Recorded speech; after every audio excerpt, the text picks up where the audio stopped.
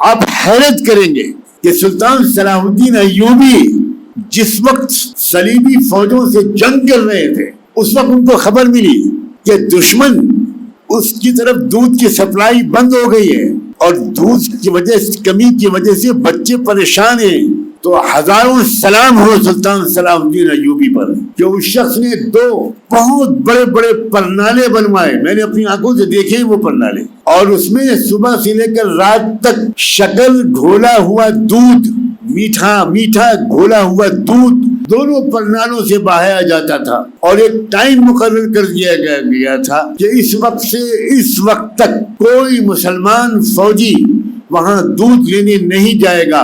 دشمن کی فوجیں, دشمن کی فوجیوں کی عورتیں مرد وہ آئیں اور بھر بھر کے دودھ لے جائیں اپنے لیے اور اپنے بچوں کے لیے. یہ تھے مسلمان, یہ تھا اسلام, اور یہ ہے وقت.